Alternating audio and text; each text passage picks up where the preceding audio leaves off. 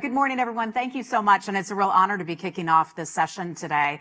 We are all big fans of Meridian International. And of course, as we have a Republican and Democrat here together, it's fitting to be at Meridian International today.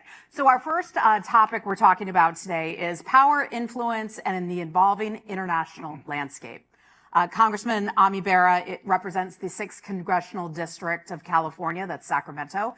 He served since 2013, and you serve on some very key committees for our conversations today, starting with House Foreign Affairs Committee, where you serve as the ranking subcommittee the subcommittee ranking chair of East Asia Pacific, and also the Select Committee on Intelligence. So here we go.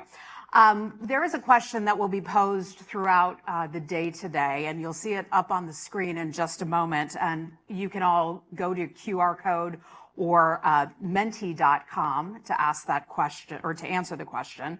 And the question we'll start with is American influence growing, waning, or does it remain the same over the past 5 years? So while you all take the time to answer that question, let me pose that to you. Where do you see American influence over the past 5 years? I'd say it's changing. Right. So, I mean, think about the context of the world post-World War II. For 75 years, through the Cold War, through the post-Cold War era, it really was kind of an American-led 75 years, creating relative peace and prosperity. We've seen some massive global disruptions in the last 2 decades, so starting with the Great Recession, then move on to the pandemic, which was a global event, and then the first big country war with the Russian invasion of Ukraine. So those are really shifting what geopolitics are. And then China, which when I first came to Congress, I think there was still a hope that as China grew entrepreneurial class and middle class, it would join, kind of that architecture that we created. It's gone in a very different direction. So those are 4 massive things that are taking place. And then here locally in the United States, but also around the world, you're seeing generational tensions play out, right? So you're seeing a restless young generation, but that's not just the United States. Go to Korea and look at Korean politics, Japanese politics, even Europe. So there's a generational tension that's taking place. And we're seeing that both on the left and on the right. Absolutely. Do you see us coming together and healing as a country and getting back to an era where we can have better bipartisan cooperation? I mean, it remains to be seen, right? I mean, right now, I miss John Boehner and Paul Ryan because it was a very policy-driven Congress. Right now, it's politics every day. The challenges that we face as a nation are right in front of us, but we're not actually trying to solve those. It's I win or I make you lose. And that is not good for a world that needs a strong America. Before we dive into policy, let me ask you a question about Congress, and that is oversight. So Congress receives a good deal of criticism for not providing enough oversight of any presidential administration, but particularly this administration. How do you see Congress's role evolving, and what's the right oversight to have as we think about the U.S. position on the world stage? I mean, I'm in Congress. Article 1 suggests that it all starts with Congress, the People's House. It is absolutely true that Congress has ceded its oversight power to the executive branch, and that's happened over time over both Democratic and Republican administrations. What's shocking right now, though, is really the lack of oversight by the Republican Senate and House. And I miss Mitch McConnell. I think he understood the institution of Congress and that our ability was a check and balance. Now, how does that play out? We'll see. I don't see that changing over the course of the next year. The midterm elections will be interesting. We probably do better policy when we're a divided government. A divided government. There we go. Well, as a Republican, I hope not. But let me ask you about the balance of power globally. And as we look at our alliances are changing, and our allies are having to shift their thinking and their actions as they work with a new Trump administration. We've seen NATO grow stronger. We've seen Arab nations sign on to President Trump's peace plan. Whoever would have thought that would happen? What's your advice for our allies and partners around the world as we go forward in the next several years? I mean, what I would say is understand America's changing role. So when you hear the term America first, that probably is not just a J.D. Vance term or a far left term. I think there is a generation, again, of folks that are saying, hey, wait a minute, my life's not that great. I can't buy a house one day. What does things look like? Why are we engaged all around the world? We should be focused a little bit at home. So I hope that doesn't mean an America disengaging, but I was in India a couple of weeks ago, and the Indians are scratching their head. It's like, has U.S. policy changed? It's like, no, but understand this is a moment where India needs to step up as well, shoulder its responsibility. When you think about President Trump talking about Europe taking greater responsibility for European security, I don't think that's a Republican or Democratic thing. I think that is a reality of, hey, we can't do all of this. You're watching Japan step up and increase its defense spending. You're watching Korea do the same thing. You're seeing the Quad coalition coming together, AUKUS. So I think the relationships are going to change, and they'll probably be more value-based, democracy, free markets, rule of law. And then you see a rise in China. And a big question we're talking a lot about is President Trump sincerely wants to end the Ukraine conflict. What does that look like? It will end at some point. What do we do with Russia at that point? We can't have an isolated Russia and we don't want Russia to go closer to China. You can't totally forgive some of the sins of Putin, but how do we bring Russia back into the fold? What does that look like? How do we bring them closer to the West? So it's not boring in the foreign policy realm. No, not at all. And since you brought up Russia, I want to ask you about sanctions just announced with the EU and also the United States yesterday. Is that enough to push Putin in the direction of peace? And also the overall impact on its economy, I think, will be really fascinating. And could that push the Russian people more toward an open society? Yeah, we'll see. Again, I think we support President Trump's actions here. I think you'll see strong bipartisan support.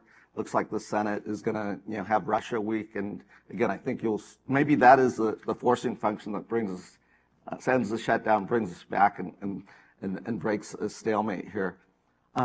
Thus far, Putin's been pretty insulated, but there are economic headwinds that are very real in Russia right now. This probably does hurt them. Yeah, I'm glad to hear the Indians also talk about, they'll stop their gas and oil purchases with the sanctions. We are pushing the Indians to take a bigger role in diplomacy here as well, because they do have different lines of communication with Putin.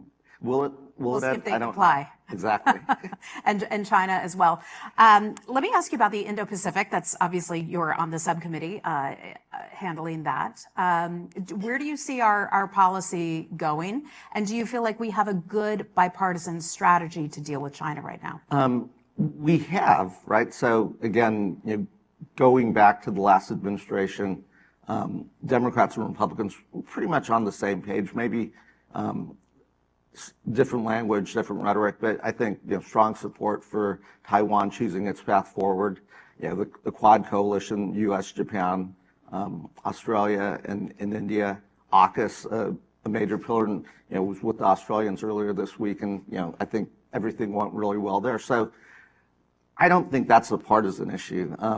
President Trump's not really worked that closely with us in this administration, and he's going to be in Asia next week. So it is going to be a critical week for those of us that watch Asia.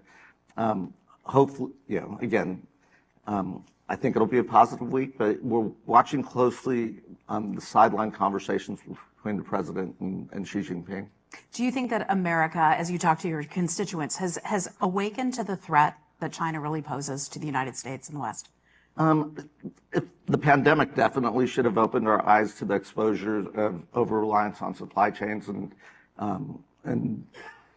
so I think America gets it. I think America gets some of the competition, but I also think the vast majority of Americans are just trying to live their lives, right? Pay their rent, pay their mortgage, get their kids to soccer practice, take care of mom and dad, try to retire one day. So I think that's the reality. That's why they elect us to pay attention to these things and try to make their lives better and protect them. Well, you and I mentioned were recently on a trip to Mongolia with the UN Foundation, which is a fascinating country where it is, given where it is geographically between China and Russia, yet it's a democracy. So what are your thoughts on the overall use of soft power, but also American foreign assistance to help bolster our alliances or our partnerships with countries that are friendlier to the United States? Yeah, so Madeleine Albright called us the indispensable nation. We still are that indispensable nation. the rest of the world still wants a strong, engaged America with the rest of the world.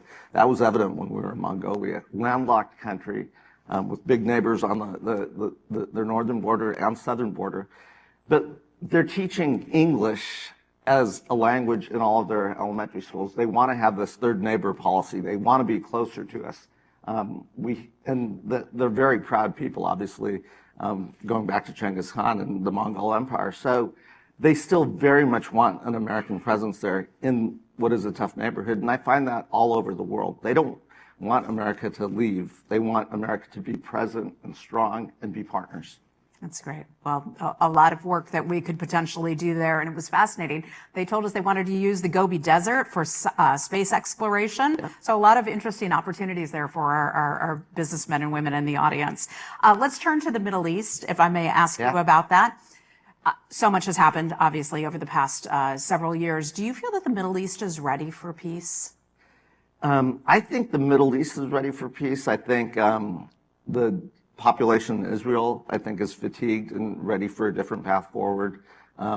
Certainly, the people in Gaza, I think, celebrated the deal as well. Now, are there going to be bad actors that try to upset that? Of course, they are.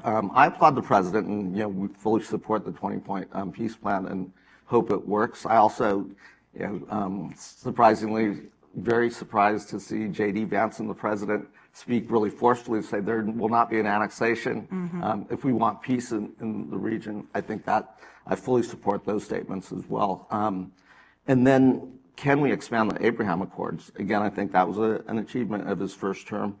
I think the Saudis want to see peace. The Arab nations certainly want to see peace. So lots of variables. I think in a bipartisan way, we're going to try to make this happen. Internal Israeli politics are going to be super interesting over the next 10 months or so as they head into elections. So fingers crossed. One of the things I appreciate about you so much, as I got to know you on our travels, is that you're willing to give credit where credit is due. In a city where people often don't do that, where Democrats and Republicans often don't acknowledge the successes or the positive policy points of the opposite party. I mean, what I'd often said in the first term, I'd say it now, is I don't actually disagree with a lot of what the president wants to try to accomplish. I wouldn't go about it the same way he did. I would try to involve Congress. We'll get better policy if you're working with the legislative branch and we're formulating and debating that policy, because presidents are here for 4 or 8 years.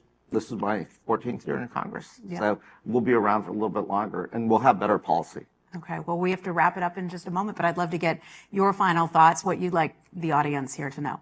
I mean, I would say we are really at a pivotal inflection point. America's role in the world is changing. We really do have to pay attention to domestic concerns of a younger generation. But it's not just isolated to America. So we should focus on what are those 21st century institutions? What do the next 50 years look like? And I think they'll be based on values, as I said. So when I talk to the Japanese, the Koreans, the Australians, the Europeans, we all share similar values. We all want our children and grandchildren to enjoy the same peace and prosperity that we did. It's not a given that that will happen. China does have a very different model of what they want to see the future to be, and we've got to work together as partners. All right, here we are. This is a great place to do just that.